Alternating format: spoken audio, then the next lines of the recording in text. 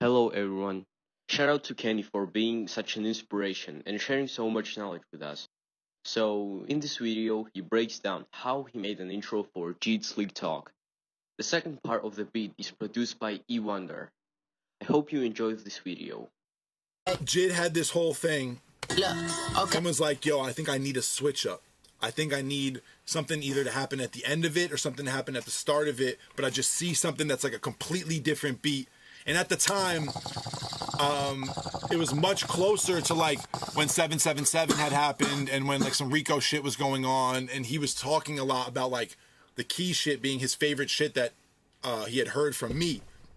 So when he told me he wanted to switch up is when we created the whole beginning part. Basically, JID was talking about key a bunch. He was telling me he wanted to switch up somewhere. He didn't know what it was going to be or how it was going to sound or whatever, but he just was like ready to do it, and I didn't know really where to go with it. So I figured the best idea was to do something very different than this. Fifth loss this week. Big dog, I can scratch. So I took the beat from the song that JID had, which I think is this right here, if I'm not mistaken. Let me just open it up and see. Yeah, so this is, I'm pretty sure is the beat. So that's the beat that the other producer did that JID already had a song on. And it's just like a big boom bap thing. It's super hard.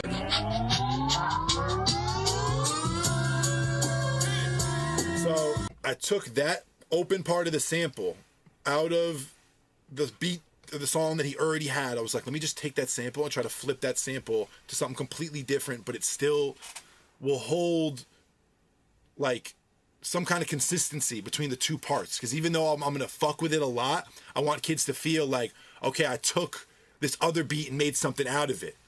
You heard my beat first, so now it seems like that second beat came out of my beat, but this is how it really went down. So when I took the sample, looks like I did a M rhythmizer. Holy shit, I never even use that anymore. If y'all don't know what M rhythmizer is, it's like what people use when they don't have Fruity Loops. If they want to do, this is like the gross beat for people who don't have gross beat. It's a little more complicated. It kind of actually does some other things that gross beat doesn't do, but it has like halftime is 50% speed. It has the reverse, has 200% speed. It does some cool repeat things and some cool like slow down things.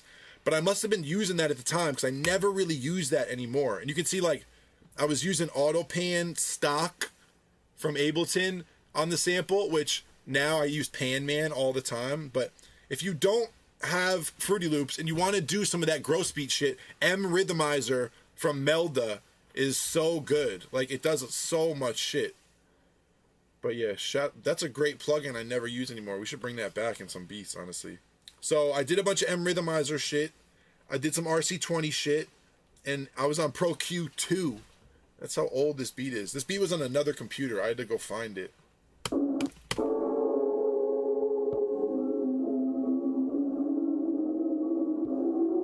So what that is this right here.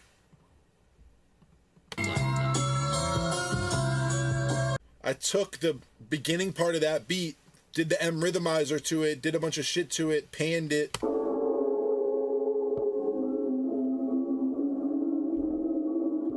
That's where that came from.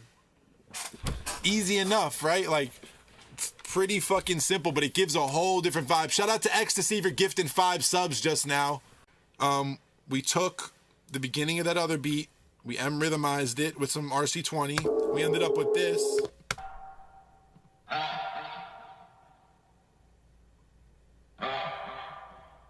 Those are other things I took from the sample. I don't know where I got them or what I did to them at this point, honestly.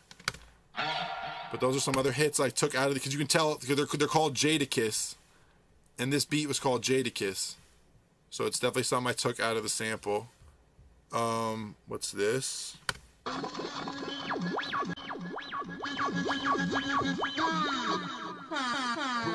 Random sound effects from like a fucking pack I've had since I was like 18. We have these children like in like playground FX, which I used to do before I did a lot of the birds. Now people know me for seagulls and shit. I used to always have shit like this. And then what's this? We have a stomp. No idea what that is. And then there's a reverse that goes into the beat, which is from Plus, my dog. Shout out your drummers. Hi-hats, very simple. It's called a Los Angeles. I don't know what hat it is. It might be an OZ hat. Very simple. On top of it is, which is what hat? It's called Hi-Hat 1. I could find what kit it is. No idea though. Cowbell. Click. What was a Nextel? I was on that vibe at that time. Clap. What kick is it? Let's see what kick we were on. Kick was the DJ Mustard kick. That looks like a Foreign Tech or OZ kick also. Also, look at how behind the beat everything is. Everything's pretty swung. My kick's even later than my hats, which is not something I normally do, but my hats are ahead of my kick, which is crazy. What was the 808 on Slick Talk by JID?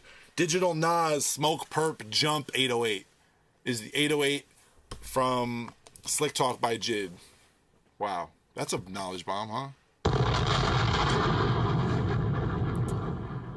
This, I think right there, I don't give a fuck about this. This is the actual sample right there. That's that name. That's the name of where the sample comes from, that my beat and the second beat for Slick Talk were both made out of, if you want to go listen to the sample.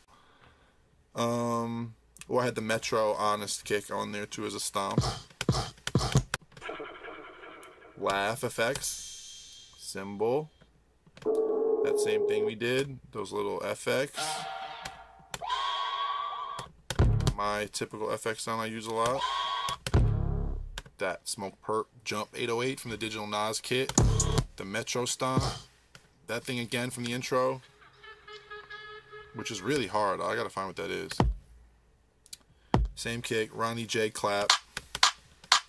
That Cardo Bell, which is definitely an OZ thing. I was on a lot of OZ at this time, I'm sure. And yeah, you can see my hats were a little ahead of my kicks and all my other shit. Everything was like kind of late. This hat is just super on the left. You can see right here, like you can see right there, it's super left. And then I got this one panned to the right, so they're both kind of, it feels like they're kind of moving. These things honestly make a lot of space up in the beat. Those little yells, like. So how do we do this part? How do you do the transition? I knew that JID already had his intro for his album. His intro for his album was this. Like, this was the first song on the project.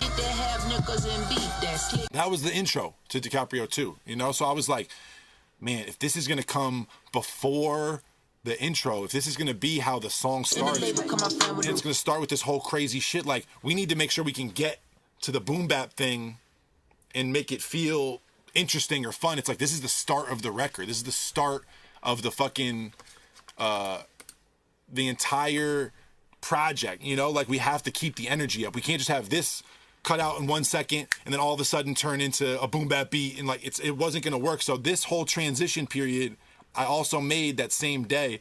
And when I found this project file, it was called JID Edit. I didn't even treat it like we're making a song, because JID already had a song and he was like, yo, I need to do it like this thing to this song. I want to put this piece on it. So basically, like, he had this whole idea in his head and was helping explain it to me. I didn't even think I was going to have like raps on the beat I made, basically. Yeah, this transition period was to keep the energy up.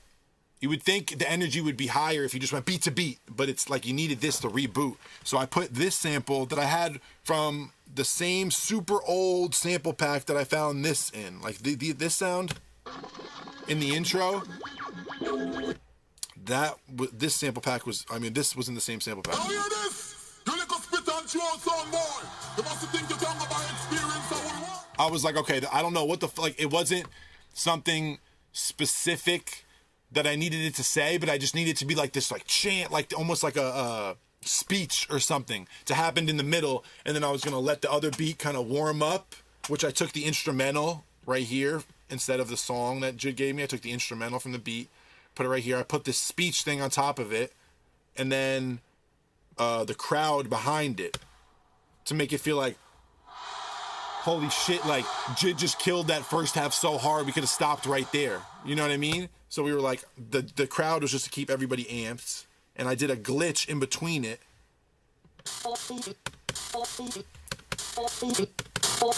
It's just a piece of static trying to go between some radio shit, probably, which you can create on an OP1 in 2 seconds. But like, it was basically to just like reset your ears, then all of a sudden you hear the crowd come in and you hear all this speech and all this other shit, and you're like, whoa, like something different's about to go on. Because remember, you've never heard the sample in its original pitch, in its original tempo, all you've heard up till now is this low, mean beat that I did that's really simple.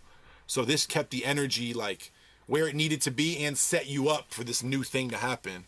Now imagine if there was no speech.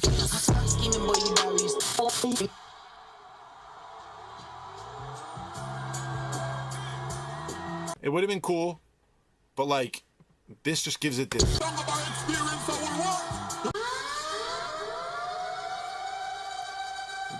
This is made by an EDM producer, Kashmir, this alarm, but it's like the best version of like the old Dilla alarm that he used a lot that I've found. That's also not a sample. This is royalty free, that alarm. But I just put that shit, I'm not normally doing like fucking air horns and shit like that, but I literally just put that on the beginning of this beat just to keep the energy up with the crowd and all the shit. I was like, it just needs that on the one. That's Slick Talk by JID, the legend, DiCaprio 2.